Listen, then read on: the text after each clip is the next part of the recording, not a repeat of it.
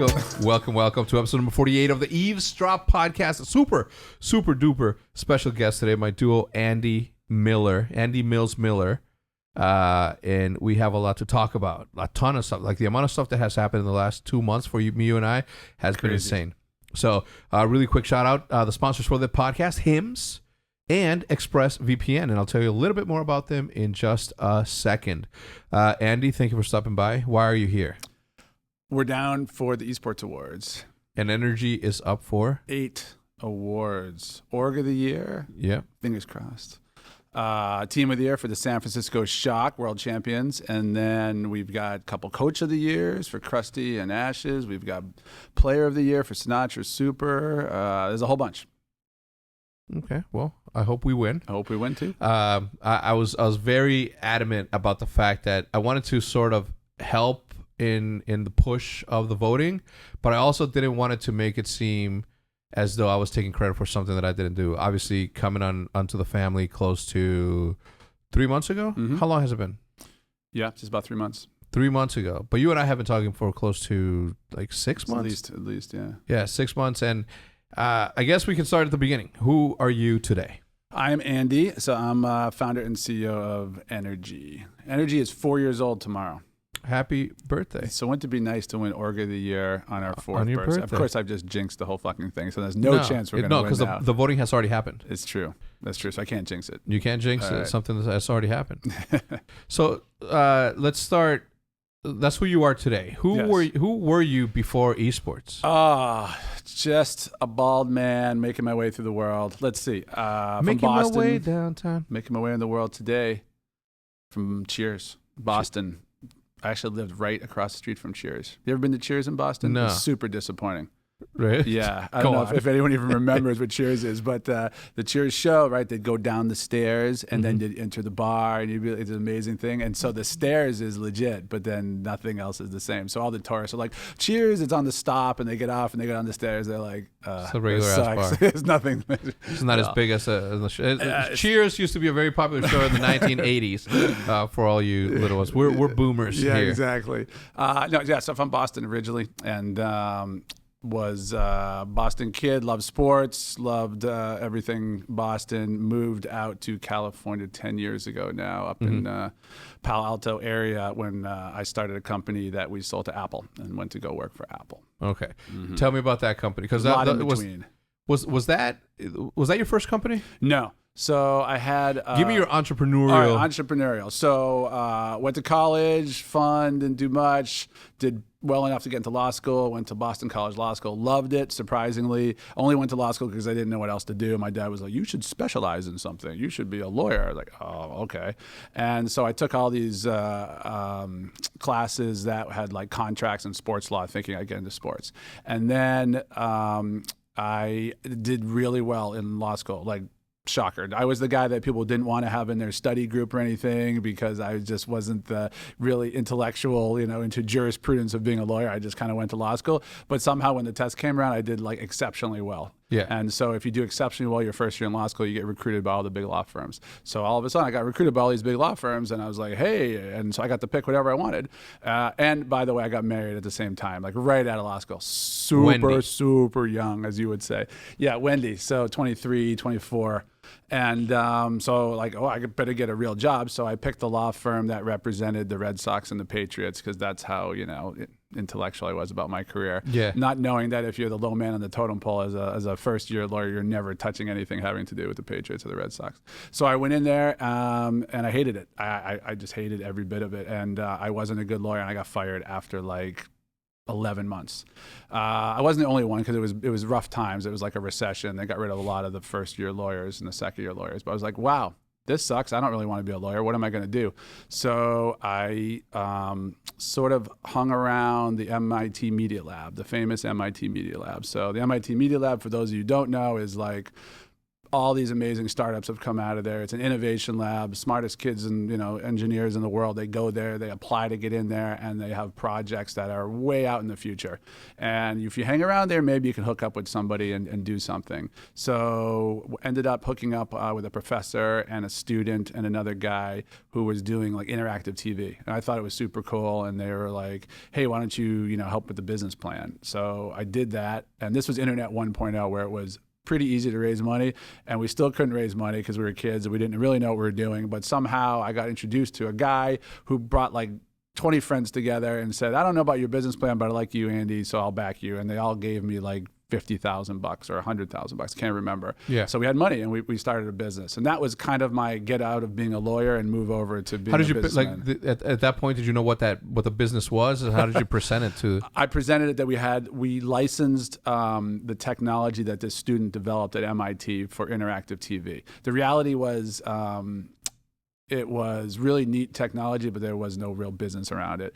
And we had a professor behind us, and we got Nicholas Negroponte, the famous founder of the Media Lab, to invest. So it looked good. And now back then, when everyone was investing in pets.com or whatever it was people thought it was a gold rush with the internet. And so what we were going to do was create an interactive layer over television where you could interact. And it was actually supposed to be commerce. Like if you were watching Friends and you liked, whatever back then, what Phoebe was wearing or something, you can click on it and buy it.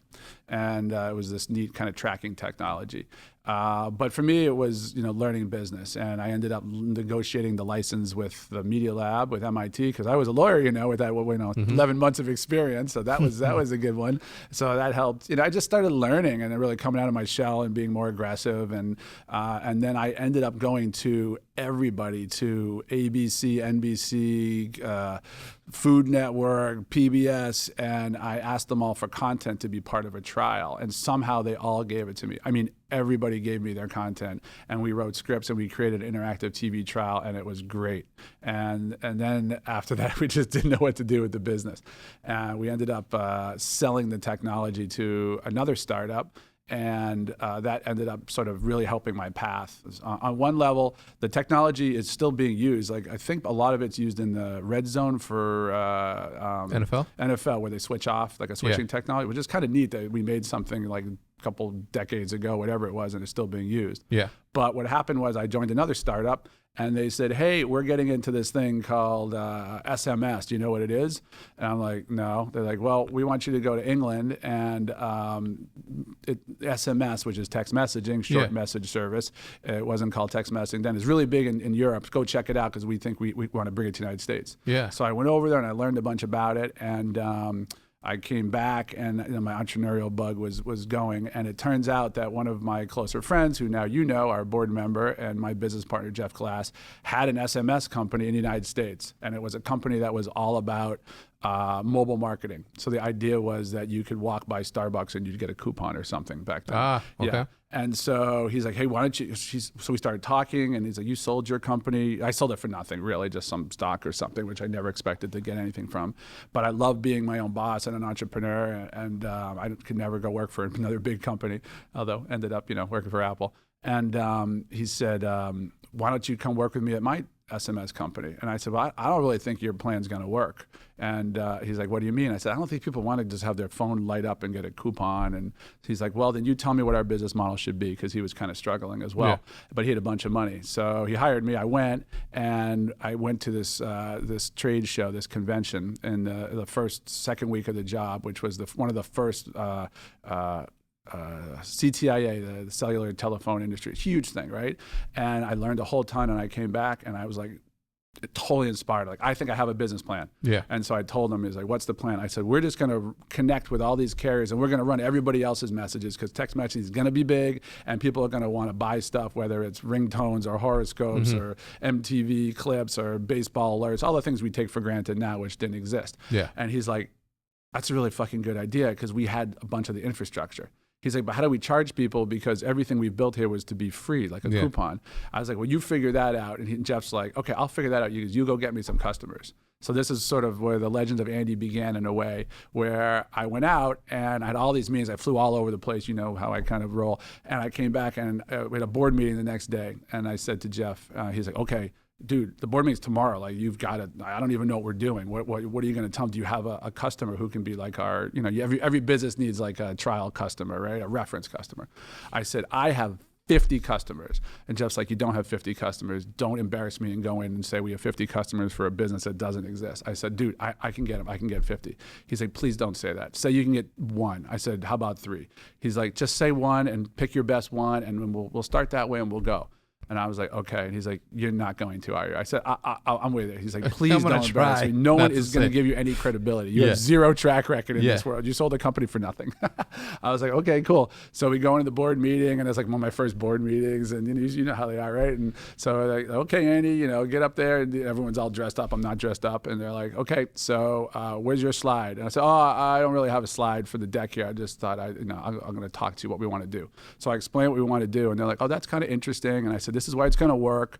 And when I get into something, I talk like a mile a minute. I just get super passionate about it. So they were leaning forward, and they're like, okay, do we have Jeff's like, so tell us about our reference customer. I said, I think we have a reference customer. I think actually we can get Univision and Playboy as our customers. Right. Big boys. Big boys, Univision and Playboy. Yeah. Playboy was actually something back there. And Playboy wasn't a dumb idea, because as we know, that industry is where all this sort of innovation comes from, micro payments and all these other things.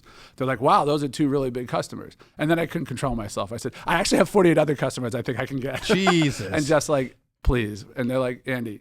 I was like, yeah, I think we can get all of them. And they're like, well, that's crazy. Do you want to list them? I said, yeah, actually, I printed them out. So I handed them all out, and they said, okay, look, of these 50, what's the probability at 50% of getting, 10? I said, 100%. I said, oh my how God. many are we going to get? I said, we're going to get 50. They're like, we're not going to get 50. They said, okay. I go, guys, what do you want me to say? We're going to get 49? I said, we're going to get these. I guarantee you. We have them. Jesus, and confidence. He's like, well, I will give you a huge bonus if you can get 50. But if you don't get 50, what are you going to give us? I was like, fine, I'll give back half my salary. They're like, okay, done. I was like, okay, here's the deal. I'm going to get these 50 and put my name out here, but this company better have an infrastructure to support these 50, because I'm not on that side of the business. Yeah. And so Jeff was stuck at this point. He's like, yes, we've already talked about this. So if you get 50, we'll be there ready for you. I was like, okay. So we get out of there, and Jeff's like, dude, really? I was like, we're the only ones who are doing this. We already have half the connections. All you got to do is get me AT&T as a connection. We'll get everybody. He's like, we're not going to walk in and get AT&T. I said, we're going to do it. Long story short, we got all 50, and they were all way bigger than we thought. Yeah. And we went from. So what exactly was the service that you were providing? We were carrying text messaging. We were allowing you. When you say you're carrying, what do you mean? We were the infrastructure. So these carriers, being AT&T, Singular, Sprint, they didn't have infrastructure to handle. What is infrastructure? Infrastructure like the hardware, the software, the system to say, I requested a text message from you, you send me back a text message. Because what happened was, for the kids out there, if you were on AT&T and I was on T-Mobile, we couldn't even text each other. That was called interoperability. Yes. Right. So we connected all the carriers together, said we'll run it all, and we're going to do billing as well. So if you want those shitty ringtones for $9.99 a month, that's a total rip-off subscription, we'll carry that for you. If you want the baseball alerts, right, to get the scores to find out the Red Sox won, we'll carry that for you for 99 cents. So we did all that stuff. And the creme de la creme, and the biggest problem of the whole thing, I got another deal on top of it all that we couldn't resist. It was for a brand new show, which we didn't think there'd be a lot of voting and text messaging for, called American Idol. American Idol. Wait, so let me get this straight. Yes. Okay, you and your company with Jeff Glass, who's our little tiny startup, who's a hoot, by the way. He's a brilliant guy. Yeah, brilliant guy, and also a good time. You guys created a company that would carry all of the text messages from AT&T, Verizon. So let's call AT&T had 100 million customers with phones, and they all texted simultaneously. You created that. Kind of. Not for personal use. Not for like, hey, are you coming home? Hey, you coming home? For business. Anything people wanted to run. Buy and stuff. Like alerts, gossip, voting, for corporation, really, for companies. But so couldn't resist American Idol. Holy shit. Yeah, all right. So we got American Idol. We had no idea how big we never heard of it, right? How big it was going to be. It was called like Pop Idol or something in England. And that was all free messaging as well, right? And so it started, and we couldn't handle it at all. And my co-founder of my next business, Ishwar, who was the chief technology officer, he was like, dude, you totally fucked us. Everyone hated me. Everybody, I'd come to work and I couldn't even look people in the eye. They were sleeping over every day. There was at least 20 engineers every night. We'd build more infrastructure, add more boxes, make more software. Things would go down. People's vote wouldn't count. People would lose their messages. It was so bad. But we were the only game in town for a while. And so we just kept picking up market share. And it was like, I remember having my meetings with my staff. So they'd start at 11:30 at night. We'd do 11:30, 12:30, and 1:30 because the whole rest of the day was just bananas. And eventually we kind of figured it out. But boy, we pissed off. Like Major League Baseball, they hated us. They made Jeff fly in to meet with Bowman, who's still the head of Major League Baseball Advanced Media. And Jeff's like, I've never had anyone rip me one like that guy did before. And all I could say was like, I'm sorry. And in my head was like, fuck you, Andy, for doing this. But long story short, the business had zero revenue first year, zero revenue the second year when I joined. Mm-hmm. $5 million the next year, all of it in December, $85 million the next year, and sold the business for $270 million to VeriSign. To VeriSign. Yes. Okay, so that's your first. That's the first business. And then the big one I left right away. I went to VeriSign and hated it, and it was not for me. And right away I was like, look at me, I'm a mobile entrepreneur. Like I did okay, I made some money, but I didn't start the company. Yeah. Right. I said I'm going to start my own company, and I had all these VCs in Boston saying, Andy, you're a genius, you should do your own company. Let me give you money. So I did, and I said, the idea was we can't keep paying for things with our phone bill. Mm-hmm. Like people's phone bill, parents were like, whoa, my phone bill is like $200. My kid just bought, horoscope of the month and whatever, MTV music clips of the week or something, because the internet really wasn't there. So I started an ad network, a mobile ad network. Like we were familiar. They were barely getting off the ground on the wired web here, which supports all the websites. I wanted to do the same for mobile advertising. So I was kind of one of the real early guys in mobile advertising. What is mobile advertising? Like way back when? Way back when. It was before apps. So it was for mobile websites, which usually sucked. First two customers, Playboy and Univision, same guys. And we would insert their ads. So you couldn't we all take for granted that you open your phone and the web looks great. But back then, they had to make a separate website because they couldn't snap the desktop version into a mobile version. You couldn't run the same ads. You couldn't see them. They weren't optimized for mobile. So we did all that. Jesus. So we started an ad network for that and just picked up all these publishers as we went along. When you're talking about ad, give me an example. I open my phone and what do I see? And what's the purpose of the ad? Back then or now? Or now. So like, it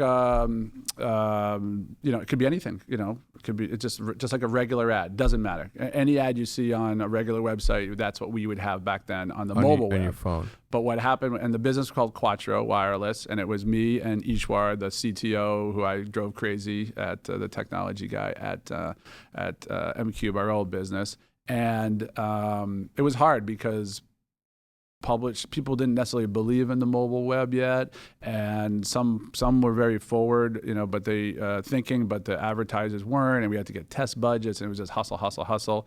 So I needed to break out from other competitors. I needed a big idea.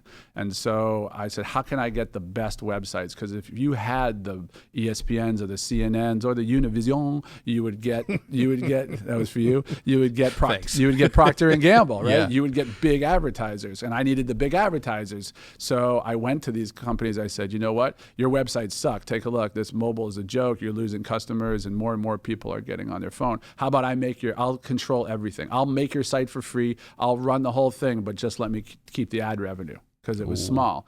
And I convinced about 20 big brands to do that. So now all of a sudden my ad network had the real big publishers in it, whereas, I had CNN, I had the Weather Channel, I had all these others, whereas the other guys were with, busty ass girls websites and stuff like that, because those are the first ones to the good ones. Yeah, the good ones, the ones people actually went to. Yeah. So that's how it all started. That's how it all started.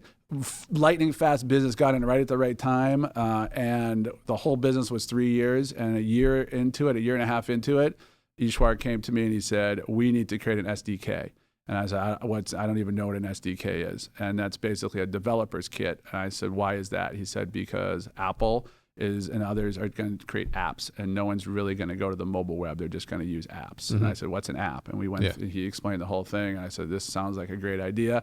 And we were like one of the first ones to put ads in apps. And then what happened after a while? So if I'm playing Flappy Bird a little little banner. banner. Yeah. Every time I open my solitaire on the airplane, another Yeah. game pops up. That's the sort of ads that you created. Yes. So you guys pretty much created the technology that says any single time you open this, there's a plugin in the background that's going to display an ad. So the pre-roll that you see in videos, but for mobile, okay. Yeah, with targeting. We'd use your location. We'd use every bit of information we could store about you on your phone before a lot of these privacy issues, but even after, and then give you the right ad. Okay. Right? So you'd get the HECZ ad, right? And I wouldn't. Use it. Right. We made a joke earlier today because HIMS is an erectile and hair loss. So I would use it for the hair loss, and And I would use it for the other stuff. No, I don't know. No. I don't have reptiles disorders. So I don't use it for. I'm here to advertise it. Yeah, great product. I would use it. Well, you got to use it before it starts, because by the time you notice that your hair is being lost, it's too late. Man. Look at that. Yeah. Anyway, so let's get back to my hair. Plenty of time about that. So all of a sudden. We're like the app guys, right? Yeah. And there were a bunch of entries into this space, but now there's only 2 that really matter. What a genius move to be like so quick to identify something that was going to be big and getting in there from the beginning. I mean, granted, you were doing it before that, but the app, I mean, obviously, like the ads are now massive, and people like me have been able to make a living just off of creating content and getting a percentage of the ad revenue. To give you an example, okay? Yeah. To give you an example, and I don't know the math on this, but to give you an example, let's call it every $10,000 that an ad makes, the creator only gets 40% of it on Twitter, on YouTube, or I don't know if it's 40 or 44. Mm-hmm. The rest. Oh no, we get 60. I don't even know how it breaks down, but it's only a percentage of it. Right. So ads are massive and massive and massive, and you got to keep all that revenue for all of the content for a while until it became a real business. And then we said, okay, now we stopped making the websites because they were making their own. They realized it was a real business, right? We helped jumpstart an industry. Yeah. So my career has always been early, even here, right? Tomorrow is our 4th birthday for Energy, which is amazing and a blessing and a blast. But, it was early 4 years ago. It's still early now, right? As a business, but you want to get in early, but not too early. So we were in at a really good time because the internet was really booming on mobile and smartphones, and then the iPhone came out, and the user experience was better. Yeah. But my philosophy from the beginning was, and I think that's almost why at a subtle level we got along so well when we first met, which was, you got to support the content creators, and content needs to be, for the most part, free, or at least ad subsidized, so people could see what they're getting, and the content creators can make money also. And that was the whole premise behind it, right? Yeah. Just that, let's not charge people for every little thing. Yeah. Yeah. And that sort of helped because you didn't have to pay $9.99 because the $9.99 came on 1 hour of ad runs depending on the user base, which is insanity to me, which is good for us because we get paid, and you guys who are watching this don't have to put up any money to see this content. Any other time in history, you have to pay to be able to be entertained. Yeah. Period. You want to go see a movie, you got to pay your thing. YouTube has allowed you to sort of watch everything for free, but you're paying for it by watching an ad, by clicking on a link, by supporting and using the codes that creators use.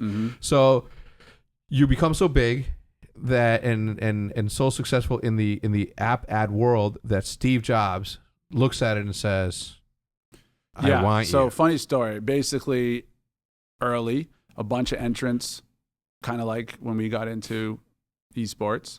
And then a couple years later, 10 or 15 that matter in my mind, like for orgs, kind of like now, and then a couple winners. And so it kind of came down to us and this company called AdMob out of California. And AdMob was more like Google AdSense, like you need a dentist in Sacramento or whatever, and we were high-end, good-looking ads. Very different business. And they got all the headlines, and it pissed me off because they were in Silicon Valley, and we were in Boston, and they were just the darling, and they had a bigger valuation, and they had a newsletter that everyone used, and all the media. Newsletters are smart, man. Or they had a newsletter with, like, graphs and data, and, like, every news outlet would use their data and put their, courtesy of AdMob, right? It just made them feel bigger. And perception's reality on some level. And they got bought, and for a lot of money. By who? Well, they originally got bought by Apple. That's what the word was. And I was bummed. I was like, Apple, they're in Apple doesn't do this. Like, they were never on our radar. We thought maybe Google would buy us someday, or who knows, Yahoo back then. Yeah. And so I was bummed. So I said, you know what? Let's get out of here. We're working so fucking hard. So I took Ishwar and Lars, my co-founder, to England. We flew over to see a Patriots game. Patriots were playing one of those first games at Wembley, you know. And we went and we were hanging out. We had a bunch of beers the first day, and then we went to the game the second day, and we were wrecked and tired. And we had to walk I remember 4 miles to get back to wherever we were. And my phone rings, which was weird, right, at that time of in life. And I pick it up, and I'm with the guys, and I just stopped, and they kept walking, and the phone rings, and it says, the other end of the phone, it's like, Andy, this is Steve Jobs. And I was like, okay, whatever. I'm like totally in a fog. I'm like, oh, great. Okay, thanks. And I hung up. And then the phone rang again a little bit later, and it was the head of corporate development, the guys who buy companies for Apple. He says, hey, I'm going to put Steve Jobs in. It's really Steve Jobs. Please don't hang up. I was like, okay. And then these guys, my friends, just kept walking, my guys. And so then I listened to him, and he's like, well, hey, I've been following you. You know, he'd been really sick, and he had just come back from Apple. He was still very sick. And he's like, I'm really interested in buying your company. Is it for sale? And I was like, for real? He's like, yeah. I'd like you to come out to Cupertino. Can you come out tomorrow? I said, no, I'm actually in London, but I'll be out there because I needed to prepare. And I said, sure. I said, you guys, you know, you're really getting into this space. He's like, yeah, I want to buy your company. I said, oh, I thought you bought AdMob. And he's like, no, I want to buy your company. So if you want to come out, and I'll hang the phone up now and give you to someone else to arrange it. I was like, okay. So I hung up. And then I tried to catch up with the guys. I'll never forget. They're like, who's that? I said, oh, that was Steve Jobs. And they're like, yeah, fuck you. I'm like, no, I'm serious. That was Steve Jobs. And they're like, they didn't believe me. It took me almost an hour to convince them. I was showing them the number. They're like, oh, you're messing with us. I was like, guys, we're going to go home tonight if we can, because we need to prepare, or we're just going to go back to the room. We need to prepare for the next 3 hours, the next 3 days, because we're going to Cupertino to present to Steve Jobs to sell this company. And eventually they believed me. And it was crazy. And it was one of the craziest days of my life. It had to have been like something impossible to like believe. It's not like, oh, hey, it's Brad Pitt on the line, and it's like leader of the free world, Steve Jobs. Yeah, leader of the free world, Steve Jobs. He's a scary dude. He was a scary guy, trust me. And we went out there, and he only wanted to meet Ishwar and myself, because Ishwar is a technologist who's much more important in his world than me. And Ishwar was a fanboy. Ishwar, you know, there's Hector fanboy. Ishwar was an SJ fanboy, like everything. He knew everything about. I wasn't really, like, I was impressed. It was amazing. I couldn't believe I was there. And we go into the boardroom after about 5 hours of being grilled and prepared by other executives, because they'd already done a ton of research on us. They wanted to buy our company, but you had to pass the Steve test. And there was a lot of things. What do you mean the Steve? There was a lot. Well, if Steve said no, you were done. Yeah. He never took a meeting by himself, so there was going to be a bunch of people in the room on the executive team. And he had a lot of quirks and things that he was going to do, and they prepared me ahead of time, which was kind of cool of them, because they didn't for other people. Yeah. For example. Well, that shows that they wanted the company and they needed it to work, so they try to prep you as well. They wanted it to work, right? But Steve was tough. So this is a good one if you want. You should try this, Hector, as well. So Steve would do this as well. He'd say, so Hector, so you're really close with your dad, huh?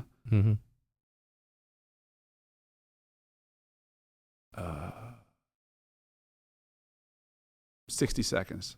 Nothing. Got to hold the gaze. Don't say anything. People get so uncomfortable. Granted, it's Steve Jobs, but also in life, that's what happens. People just get uncomfortable. So it was his litmus test to determine if you were a bozo or not. Okay. You're either a hero or a bozo. Okay. Bozos were going to fill up that uncomfortable silence with some bullshit, and he was going to know you weren't the guy, that you'd never be able to negotiate for him. You'd never be able to pull through in the clutch for him.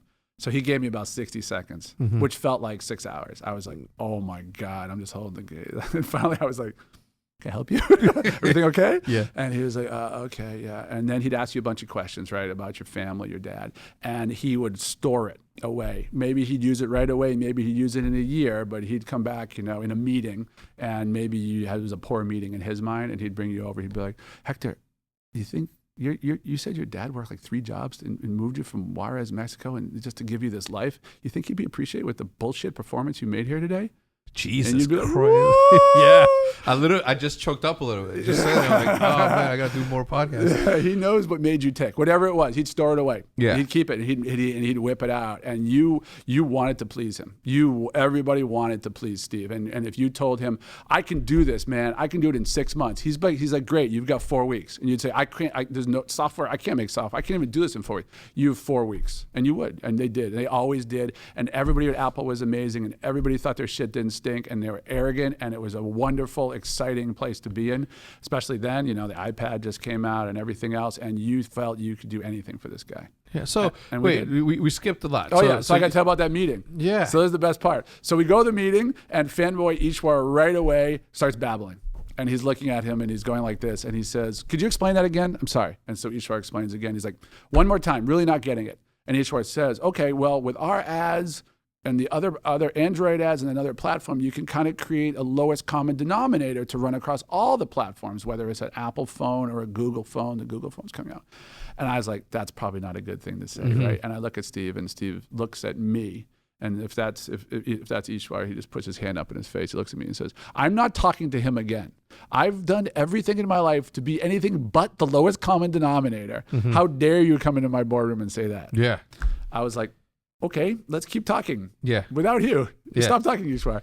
And then it took about 3 or 4 hours to get back into it. Okay. And then it was one of my better performances. I've definitely had some duds in my life, but I kind of felt like I had nothing to lose at that point. So it was actually kind of freeing. Yeah. And I was good, and I was answering his questions. And then I kind of thought I had him because he asked me if I had kids. And then I asked him if he had kids, which I should have known. I didn't know if he had kids, and he got a little choked up because he was dying.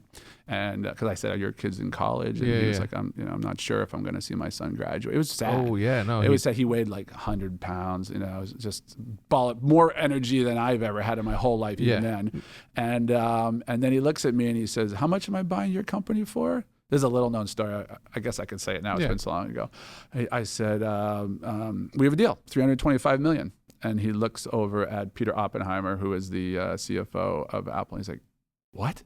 I'm spending $325 million for Andy's piece of shit company?" He said that. Yeah. And so I'm like, okay, here we go. Is he going to test me as a negotiator, or is he really going to And he said, Peter's like, well, that's what we've negotiated. Yeah. And he's like, well, I'm not paying that, Andy. I said, well, that's the deal here. He's like, well, I'm not paying that. Your company's not worth that. I said, well, I think we are. And he's like, no, what can we do? I said, I don't really understand. You're asking me to negotiate against myself. He's like, I'll pay you $275. I said, no, like we have a deal, man. He's like, we don't have a deal till I say we have a deal. You understand? I said, fair, but I think you're retrading. And he's like, retrade is a bad word. Yeah, right. Of course. Like there's other words, in our growing up, right? Yeah. And he's like, are you calling me a retrader? I said, with all due respect, I think so, because I came in here thinking we had a deal for, I told my board we have a deal for $325 and I'm going to walk out of here at $275. He's like, how about this? He leans in. He's like, come here. He goes, how about you tell your board back in Boston that, oops, Andy's little ads don't work anymore on Apple phones, and then see how good your business is and how much it's worth. Jesus, talk about a flex. Yeah, I was like, oh my God, imagine that. Yeah, I was like, $275 sounds pretty good, brother. And he looks at me and goes, can you land this plane? And I was like, aye, Captain. He's like, that makes no sense. That's a boat metaphor. Yeah. I remember him saying that. I was like, all right, $275. I was like, all right. And that was it. Shook his hand. Actually did not shake his hand. Just looked at him. He looked at me. He's like, we're done here. I'll see you around campus. And he said, oh, yeah, by the way, you need to move everybody to Cupertino. I said, I have 150 people who work for me. He's like, yeah, move them all. I was like, we're all from Boston. He's like, no, don't move them all. Leave the bozos back in Boston where they belong. Move the good people out here. I was like, oh, gosh. So that was the deal. That was part of it. That's how I ended up at Apple. I reported to Steve until he died for a couple of years, and I learned a ton. Unbelievably stressful. Unbelievable. If I had any hair at the time, I had a little hair at the time, actually, a little bit gone. I worked my ass off 24 hours a day. I bought a house because I was commuting from Boston right in his neighborhood. As you saw, like I didn't even know he lived there, honestly. And he hated the fact that I lived near him because I was seeing what was happening with his sort of health. And it was all Steve all day, 24 hours a day. Tuesday meeting at 1:30 was it. that was it. Like, it was the scariest time of my life at those Tuesday meetings. I'd meet with him in front of the whole executive team, almost the whole executive team, because he was terrified that ads were going to fuck up his customer, loyalty experience. Yeah.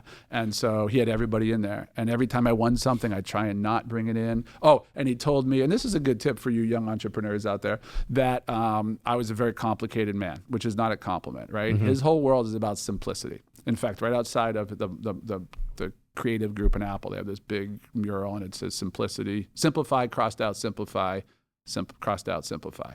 And that's what it was for him. You had to boil everything down into its essence. And then he didn't even want me to hand stuff for him to read or look at, because then I would kind of frame his thoughts. It was just boil everything down into its essence. I'm going to trust everything you say. The day I don't trust what you say, you're gone. You don't belong in this boardroom anymore. And save me the time so we can make an informed decision. And this is the most amazing executive team. Look what they've done, right? The most valuable company in the world. They've all been there forever. There's no focus groups. Like, you always, you say a few, I don't want to, blow sunshine up your ass. Please do. But like, you say similar things, right? Like, sometimes people don't know what they need until you give it to them, right? And that was his thing as well. I'm not going to have a focus group to tell me what this thing should look like or what color I should have. I'm going to show them, what they don't know. And it was all like you, like surprise and delight. He was a pleaser on some level. Unbelievable attention to detail, like ridiculous. Every little thing, he'd make you go back 100 times for it. Even if he was fine with it, he'd still make you go back and do it because he wanted you to train you in that way. And for me, I was too complicated. He'd say, you use 10 words when you can use one. You can use a picture instead of, I don't want to see a deck with 100 words on it.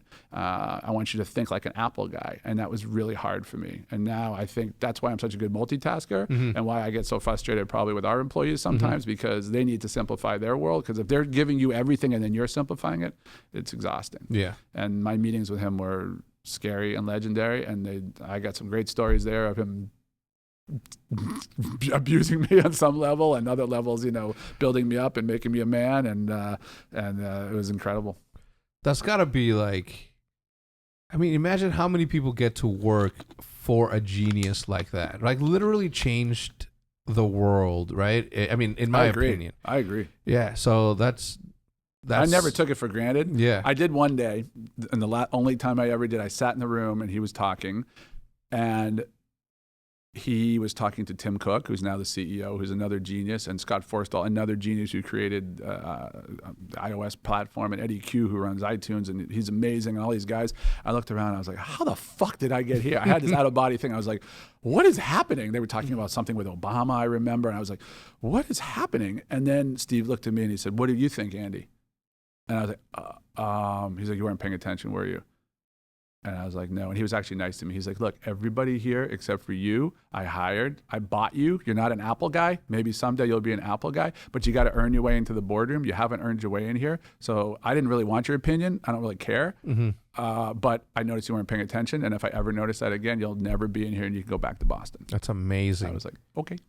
Sorry. That is amazing. Yeah. I wish somebody did that to me. I'm shitting myself. Well, yeah, I imagine that. Like, and that happens. I would be the worst person to be there because I daydream a lot. I'm always like, my brain's like, this. That's what makes you special. No, maybe. Yeah. But not to Steve Jobs, who was, He's pretty similar. He would value the creative. You and I say this in our presentation for our fundraising and just with our employees, is that like Steve's big thing was he believed that Apple sat at the intersection of liberal arts and technology. Right, he'd have a street sign on his presentation to the employees every year, and it would be a street sign with Apple, liberal arts and technology, and that's the corner there. Meaning he could go out and hire, because he's Apple, the best software coder in the world, but he'd rather hire a great software coder who also did stand-up comedy, wrote his own music, baked cakes, did calligraphy, could inject everything he's doing with some kind of culture and design and art,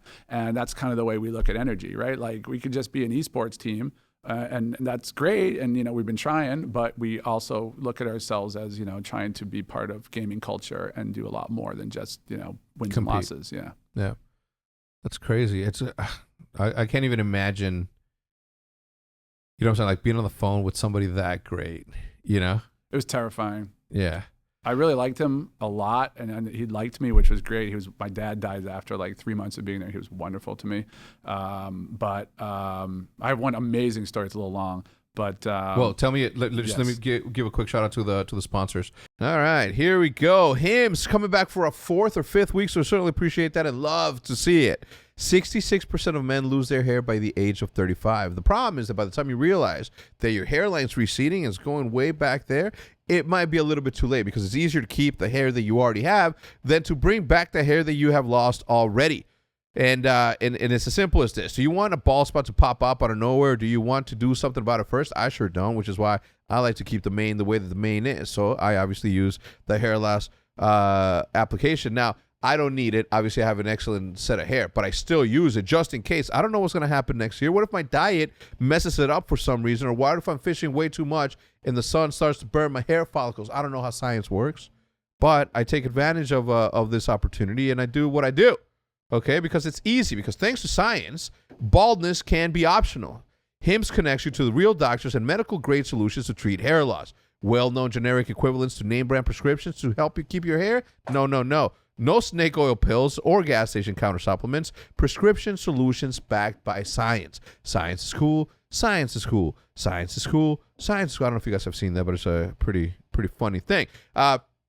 Your doctor will answer the quick few questions, and they'll give you a prescription that will help you, control the things that needs to be controlled, because it helps everything: hair loss, erectile dysfunction, premature eruption, if you know what I'm talking about.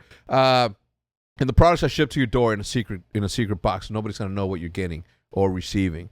So it's pretty easy. If you order right now, all of the Eavesdrop listeners get a trial month of HIMS for just $5 today, right now, while supplies last. You got to go to the website to see the full detail and safety information. This would cost hundreds, if not hundreds of dollars if you went to a doctor or a pharmacy. Go to forhims.com/eavesdrop. That's forhims.com/eavesdrop. forhims.com/eavesdrop and get a trial month of HIMS for just $5 today. Again, at http://forhims.com/eavesdrop. Act now. Don't be bald later. Act now. Don't arrive too soon.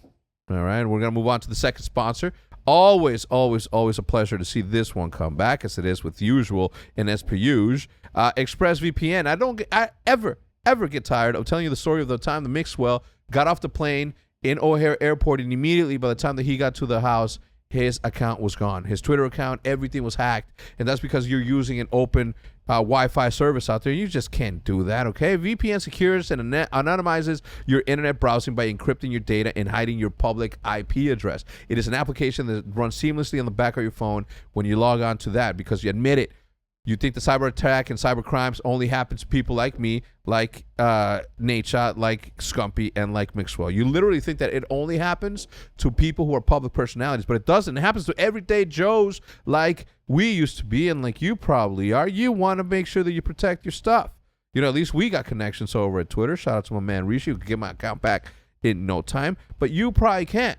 Okay, and you may think that no one wants your data or the hackers can't grab your passwords or credit card details, but you're wrong. Stealing data from unsuspecting people in public Wi-Fi is one of the simplest and cheapest ways for hackers to make money.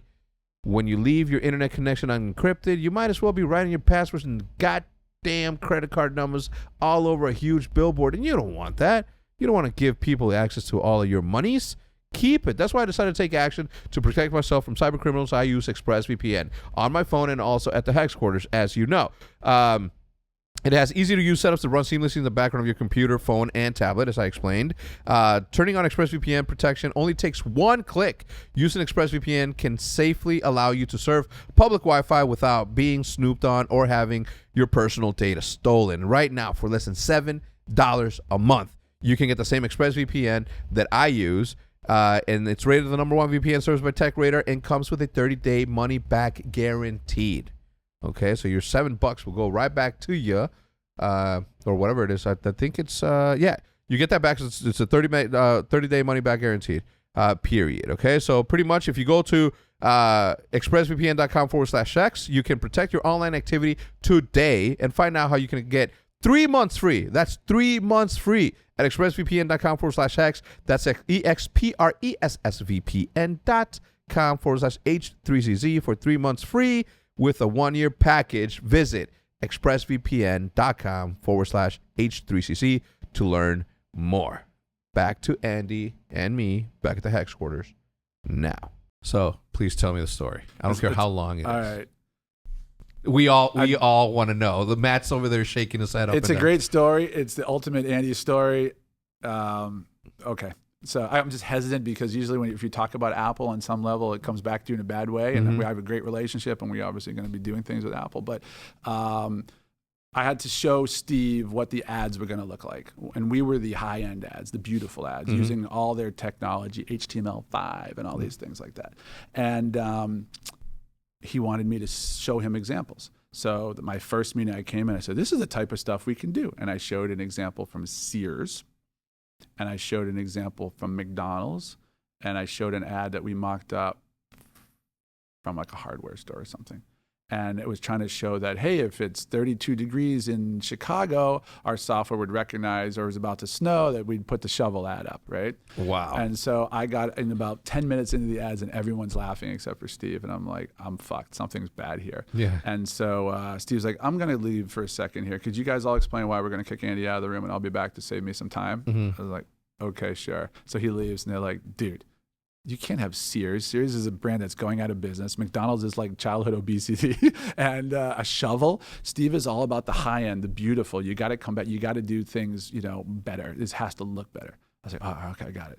So I come back the next week, and I got my new ads, and I got a little better brands, and they're, they look okay. And I put the first one up. I can't remember what it was for. And he's like, no, we're done here. I was like, why? He's like, these are ugly. These are stupid. This is not what we're doing here. One more chance. I'm like, can I get some feedback? He's like, no, you should figure it out by now. He's getting annoyed. So I came back a third time, and I showed him this ad. We stayed up. He's like, I'll give you 2 days. Yeah. I mean, you can't build an ad in 2 days, something beautiful. We stayed up all night. I had everybody all night working at all this stuff. And I come in, I put the thing up. I don't say a word. He's like, no. I said, Steve, I literally said, Steve, what the hell, man? What am I going to do here? He's like, this is awful. He's like, I don't know who you are. Do you have any design sense? Like, what are you doing here? What are these brands? I said, you bought an ad network, not an ad agency. I don't have a group of designers here. I don't have, amazing artists. I don't have motion graphics. I don't have anything. I got a bunch of guys from Boston who are scrappy enough to put a company together that suckered you into buying it. I literally said it like that. And he's like, you know what? Fair. I appreciate you talking back to me. He's like, come into my office. Never been. So I come into his office, and what is his office like? Can you tell if you sparse. Can't? What's that mean? He was a minimalist. Yeah. He had boxing gloves from Muhammad Ali. He goes, set your stuff up. I have a boxing glove from KSI. Look right at that. There. Same thing. KSI, Muhammad Ali, right? So he's like, I want you to set up. He asked his guy to come in and set my computer up on in his desk area and make a presentation one more time, basically. And he's like, I'm going to give you a couple guys a little bit of advice. You come in and present. So I come back, and I'm all set up like in his office on his desk with his shit around, and I go to present, and I get through the first one, and he's like, okay. I go into the second one, and he's like, I've had enough. I've really just had enough. I'm done here. I was like, what do you mean? He's like, I don't know whether to fire you or to help you. I said, am I capable of being helped? Like, I tried to be humorous, which wasn't working. He's like, this is what we're going to do. Presses a button, and he says, get me Hiroki Asai. Hiroki was a skateboard kid from Cupertino who interned at one point years ago with the design group in Apple, and he created something, and some design or artwork. And eventually everything got presented to Steve, and Steve didn't want to see the VP who presented. He wanted to see the kid who made it. He wanted to see the engineer who designed it, right? So he saw Hiroki stuff. He's like, holy shit, this kid's amazing. Who is this? Bring him here. And he became Steve's confidant. He became Steve's design guy. Like, everything had to go through Hiroki. So he brought him in, and Hiroki's cool as shit. I fucking love the guy. He's like, this is Andy Miller. He has no fucking clue what he's doing. You need to take him back to your group. He was the marketing communications group, and make me 3 or 4 ads and see if you can save this guy's job. And Hiroki like winks at me. He's like, okay. And Hiroki leaves, and he's like, and so Steve's like, what are you doing here? I was like, what do you mean? He's like, get the fuck out. Get out now. I was like, okay. So I have my bag and my shit. He's like, no, get everything. Just get out. I'm giving you like no time. I want you to run down. I didn't even know where the Marcom place was. Yeah. I had no idea. And Hiroki was gone. So I'm looking around. He's like, I'm in my office. You have to leave. So I'm like, all right. So I'm like, I got my bag, and I'm taking wires. I'm all set up. They're taking my shit apart, my laptop, like, mouse, put everything in my bag. He's like, are you still here? I have work to do here. Like, you've wasted enough of my time. I'm like, fine. I was like, could you tell me where he's like, just get out of my fucking office. So I go outside, I got my bag. She's like, yeah, everyone's waiting for you in the Marcom. I was like, could you tell me where that is? She's like, okay. And Apple's big. She's like, go down here, blah, blah. I'm running. I got my bag. I got my everything. My phone's ringing like crazy because all my guys who've been up all night want to know how things are going. Ringing. I don't touch it, right? I go into the Marcom group. I'm like sweaty now because it's hot down there. And I open the door and they're like, you Andy Miller? Like, yeah. They come back here. I go into a room the size of the hex quarters. There's like 40 people in there, no exaggeration. And Hiroki's like, dude, we've all been there. You're going to be fine. Put your bag down, have some water, take a deep breath. Show everybody, I'm going to show everybody what you did. And they all laughed. He's like, this is what we're going to do. I look around and there was already 4 ads on the wall. There was a Target ad, there was a Nike ad, there was a Mini Cooper ad, I think, and something else. And I was like, okay. And Hiroki's like, these are the brands Steve likes. These are the brands he represents. Dyson, he just, the Dyson to drive. Like, he liked their design. Yeah. He's like, this is what you have to start with, and then we have to incorporate elements and features of the iPhone that you could use, like the gyroscope or whatever. I was like, oh, this is great. And these guys are going, they're motion graphics guys and the best in the world. I'm like, this is everything I want. I'm just sitting back. I'm like, you guys are amazing. I love you. They're asking me questions. Bzz, bzz, bzz, bzz, phone ringing nonstop. First, I think it's my wife saying like how to go because she knew this was like my last shot with him. And then I'm like, it's my guys. And Hiroki says, please just put your phone down. Like, we got everyone's attention. Ringing. So finally, there's a knock on the door about half an hour later because I never pick it up. And it's the woman who runs the group, the executive assistant. And she comes in and she's like, is there an Andy Miller here? And I'm like, yeah. She's like, Steve Jobs on the phone for you. And you haven't picked up your phone. I was like, okay. She's like, yeah, but before you pick up the phone, he sent 2 people over to see you. I was like, okay. Door opens, 2 police officers.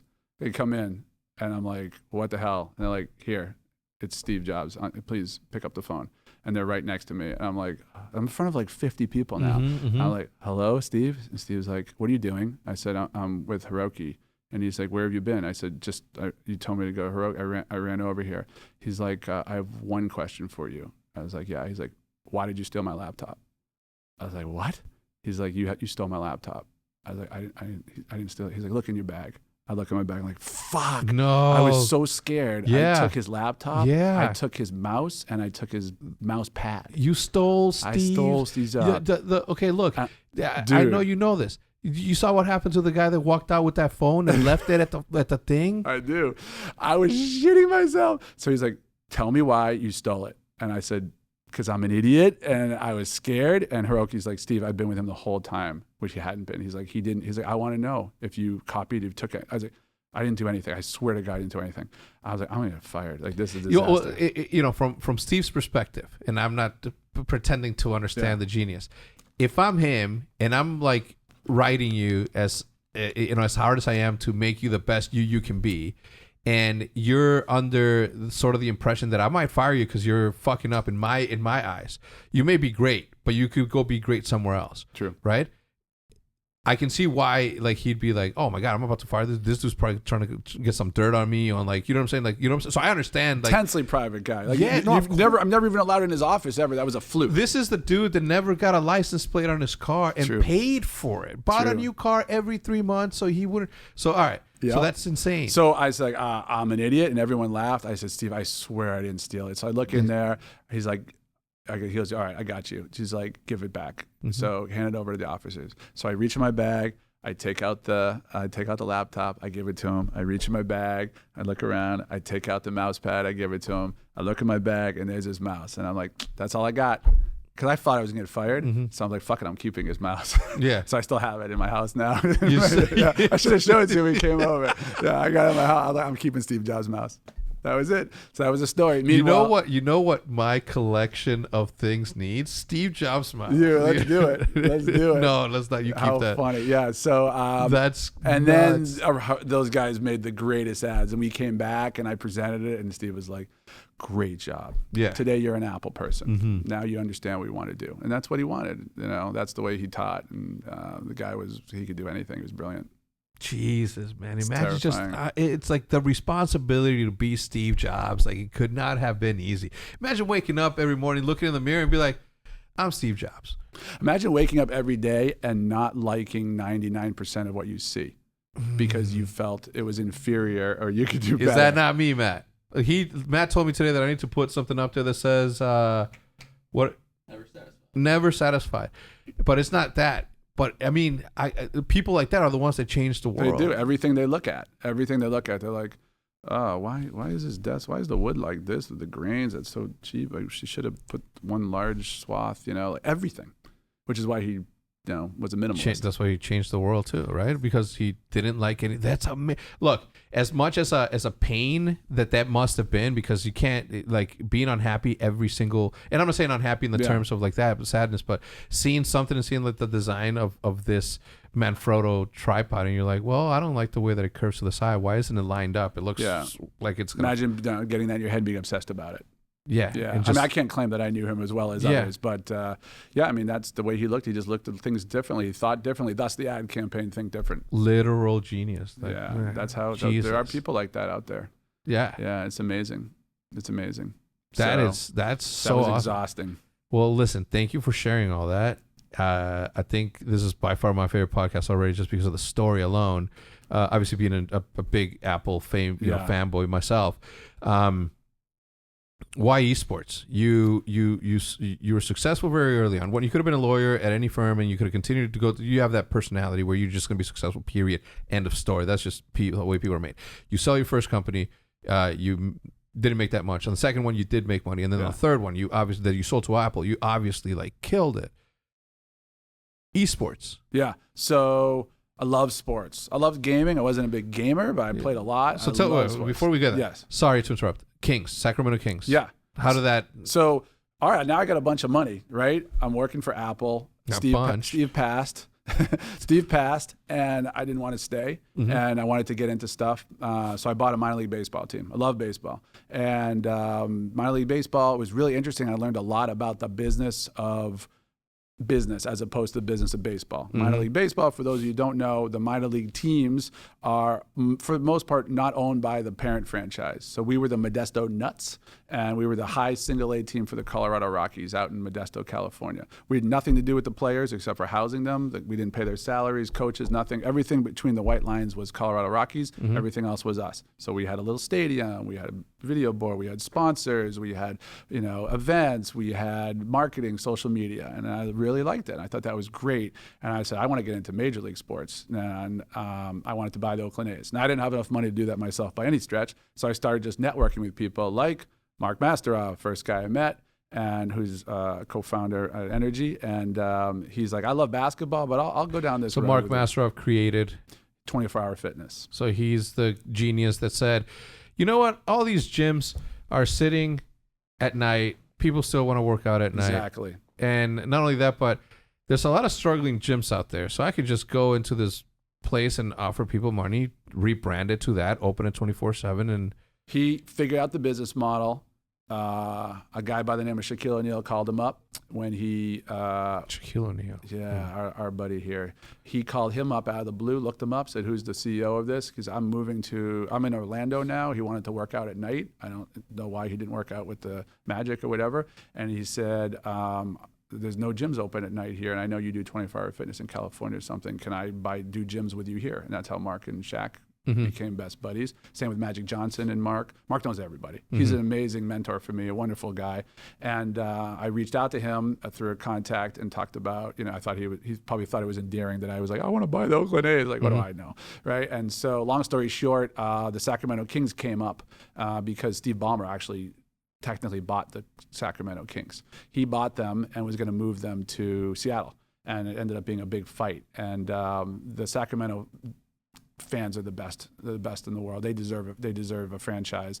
They sell out that place even when the team's been horrible for a long time. They bleed purple. And Commissioner David Stern at the time was a big fan. And he was like, look, we're not going to let this team leave without a fight, but there's got to be a group here to buy from the Maloofs and keep the team if you would build a new stadium. And so we turned our attention there. We brought in some bigger, wealthier people than me, and Mark helped really put it all together, and I was along for the ride. And about 8 of us, major groups, ended up buying the Kings, and we built a beautiful stadium up there at Golden One Center. And the whole downtown area has just been booming. Sacramento's been booming. So really got into sports. That's how I got more time with Mark.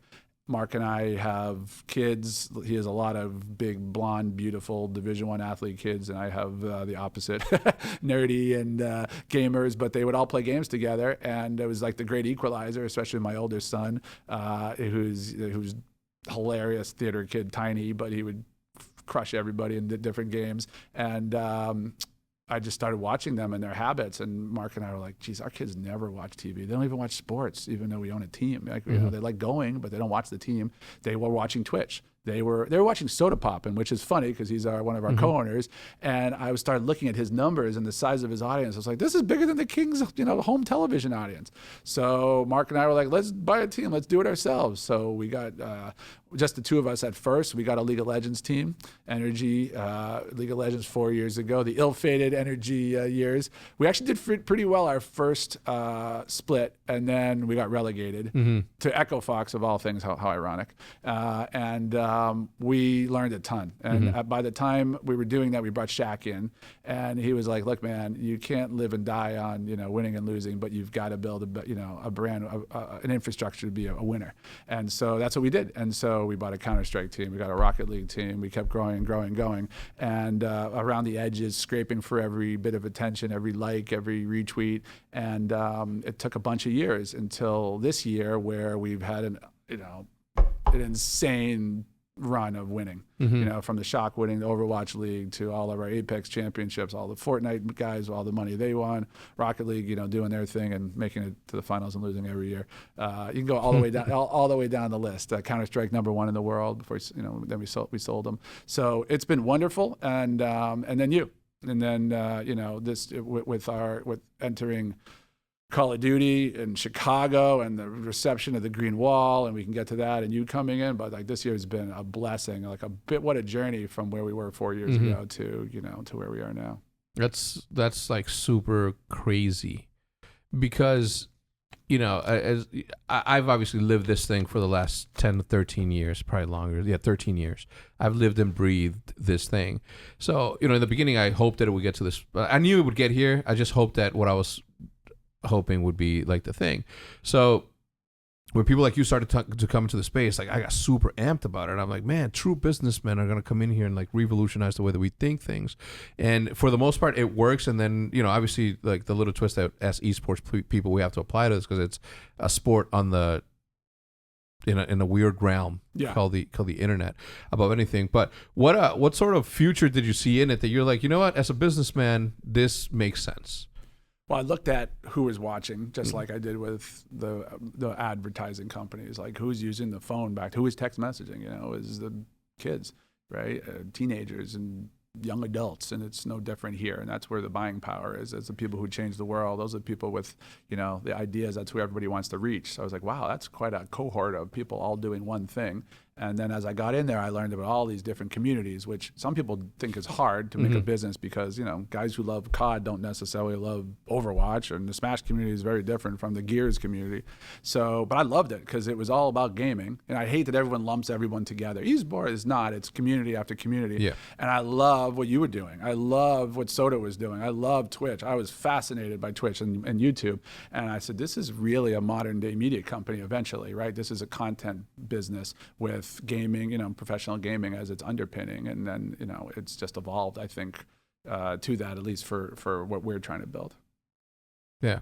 So you obviously, from a business perspective, you see it. You see the bright and shiny lights in the future. Because I do. I'm very passionate about this. I consider this my life's work. I'll do this until the day that I'm old and gray. But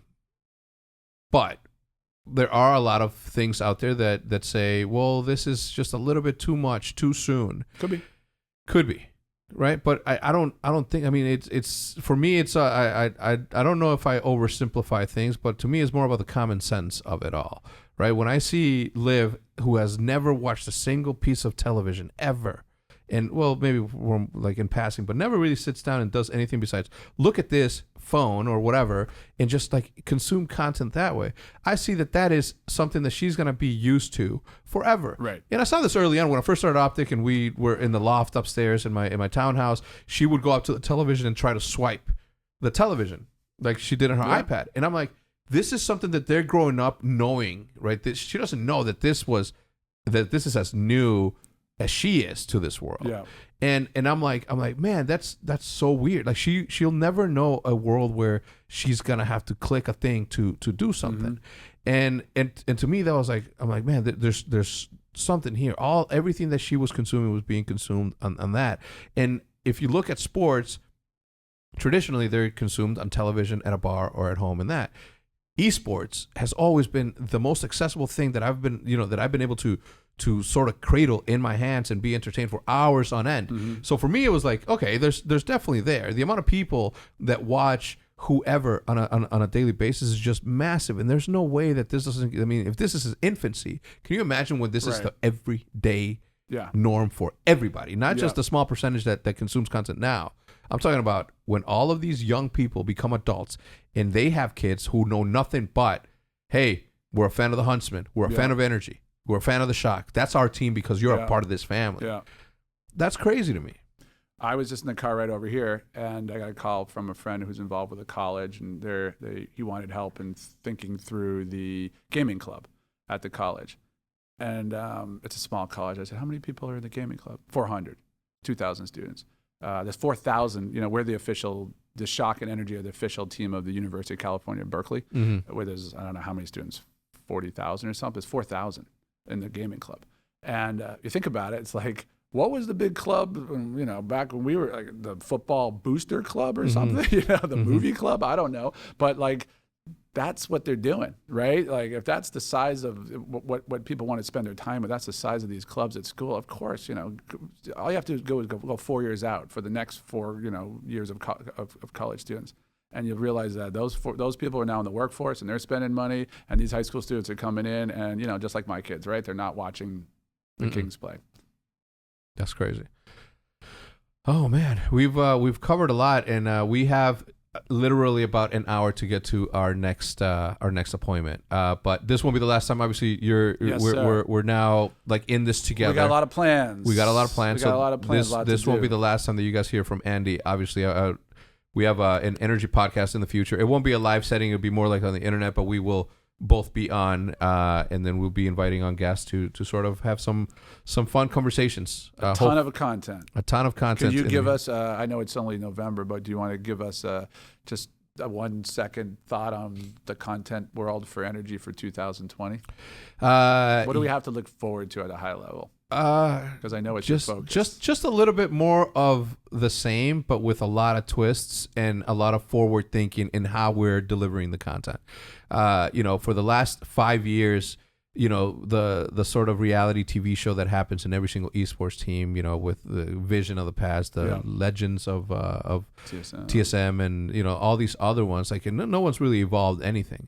And for the last year that I put myself sort of in this bubble that is the HECZ quarters, I sort of ideated a whole bunch of different opportunities and holes that need to be filled that now I get to execute with the help of you and obviously the incredible infrastructure that you guys have. The reason that I picked you was because of that. And I saw like two different things, right? The opportunity to be a part of the Energy fam, where I get to be sort of attached at your hip and learn as much as I can from you and your business experience throughout your history. But more importantly, I saw an easy way of executing the shit. Right? Because everybody has ideas. Their ideas are the fucking greatest, but nobody has the chops, the means, and the ability to really put thoughts into action. And with you, I think that we are like literally a step ahead of everybody else out there because we can. It's just a matter of flipping the switch, and it will be flipped as soon as humanly possible. Let's go. And then we're good.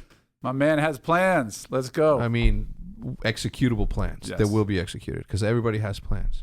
And as much as I hate plans, because things, when you have a plan, things go wrong. When you're just freestyling it, hey, a little error here, a little error there, nothing gets messed up. But I have so much more to ask, but we are obviously on a time schedule today. And it all started because Grady and I and Scumpy were creating a piece of content Scump's fault. that just went too good. It was just too good of of a thing for I me heard to. they're super excited about it. Oh no, it's Usually they don't say that the content's great. yeah, and no, they're this like, one's is gonna really good. bang. This one's gonna bang. It's I'm super happy about it. So anyway, either way, thank you for stopping by. Thank you. I do appreciate it. Won't Awesome. be the last time, obviously, and yeah, huge shout out to HIMS and ExpressVPN for sponsoring the podcast for I believe the 5th time. So we certainly appreciate the support. That means that everybody at home is either clicking or trying out the products that we're presenting here. I turn down the majority of the stuff that gets thrown to me. Simply because I just know it's not gonna fit in some cases. But HIMS, obviously I've seen a lot of you people that are going bald in the stands, and the sooner that you can identify the problem, the sooner you can put it into action, the sooner you can stop the problem. And of course, ExpressVPN, I'm a firm believer, obviously, the amount of people that have been that used to get hacked and can continue to get hacked in this thing. I always tell the story about Mixwell got to the airport and his account was gone immediately because of faulty internet or public services. So big fans of that. Andy, thank you so much for stopping by. Maddie, Thanks, brother. hit him with the music. Goodbye.